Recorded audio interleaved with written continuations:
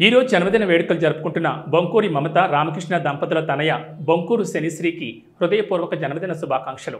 ఇలాంటి జన్మదిన వేడుకలు మరెన్నో జరుపుకోవాలని, నిండు నూరేళ్లు ఆనందంగా జీవించాలని, చదువులో ఉన్నత స్థాయిలో ఉండాలని కోరుకుంటూ కుటుంబ సభ్యులు, బంధుమిత్రులు, శ్రేయోభిలాషులు జన్మదిన శుభాకాంక్షలు తెలియజేశారు.